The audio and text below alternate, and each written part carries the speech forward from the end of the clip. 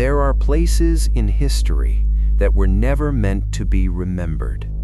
Places hidden so deeply that even survivors were silenced. Behind barbed wire and guarded gates, there was a facility that called itself a medical center. Officially, it existed to prevent disease. In reality, it was a factory designed to study death. Inside this place, human beings were no longer called people. They were given a single name: logs. Not prisoners, not soldiers, just material. This was Unit 731, and what happened here remains one of the darkest crimes of the Second World War. In 1932, Imperial Japan invaded Manchuria. The region became isolated, controlled, and invisible to the outside world. For Japan's military leadership, Manchuria was more than occupied land. It was an opportunity to conduct experiments that could never be allowed on Japanese soil. During this time, a young army doctor named Shiro Ishii began to rise through the ranks. He was intelligent, charismatic, and dangerously ambitious. Ishii believed the future of warfare would not be decided by bullets or bombs. It would be decided by disease. In closed military meetings, Ishii proposed an idea that stunned his superiors. Why fight enemy soldiers directly when entire populations could be destroyed invisibly? A single outbreak, he argued, could cripple a city without firing a single shot. What sounded insane to some sounded revolutionary to others. And in an era driven by expansion and fear, Ishii's vision received imperial approval. Near the city of Harbin, construction began on a massive, heavily guarded complex. Its official name sounded harmless: the Epidemic Prevention and Water Purification Department. The name was a lie. Behind its walls were laboratories, operating rooms, pressure chambers, cold rooms, prison cells, and crematoriums. Everything needed for systematic human experimentation. Military trucks arrived daily.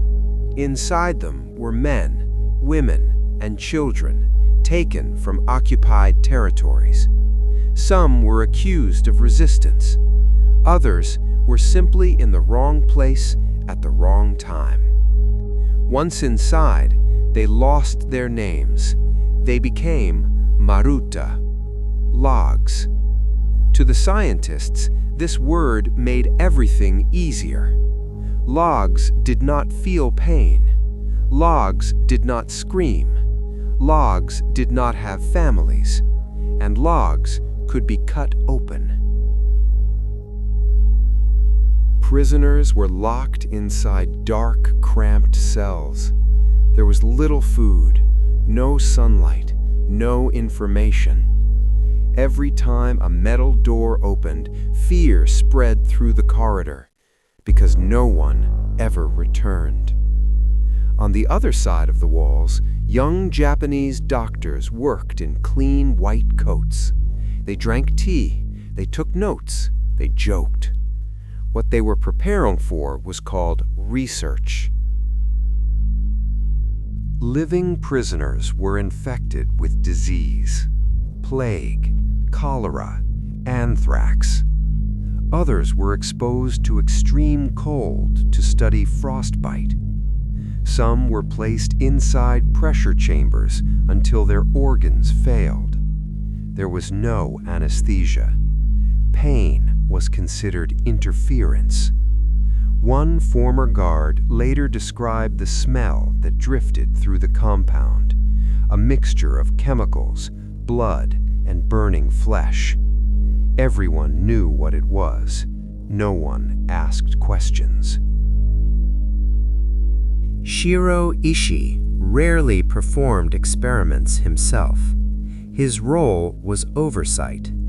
He walked through the corridors with his hands behind his back, watching silently as bodies were opened and organs removed.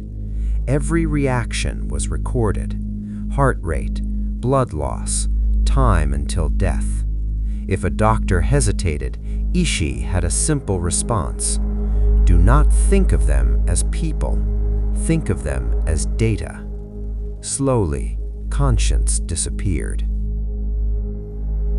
Unit 731 was not just a laboratory, it was a weapons factory.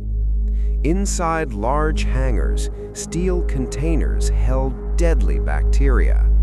Scientists monitored temperatures to keep colonies alive. Special ceramic bombs were designed not to explode violently, but to release infected fleas and contaminated materials. Entire villages were selected as test sites. Aircraft flew low over rural areas. Objects were dropped from the sky. To civilians below, they looked harmless. Within days, fever spread, then swelling, then death. From a distance, Japanese forces observed and recorded results.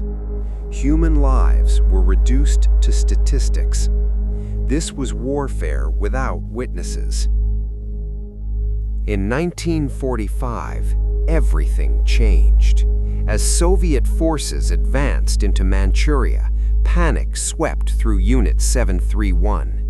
Evidence had to be destroyed, documents were burned, buildings were demolished, and the remaining prisoners were executed. There were no trials, no mercy. Even in its final days, experiments continued. Then, the scientists fled.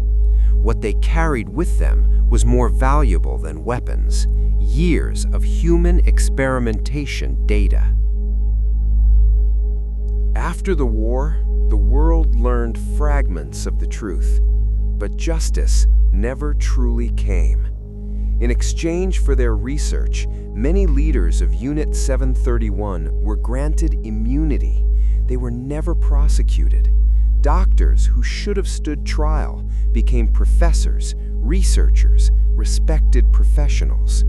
Their victims were buried without names, without graves.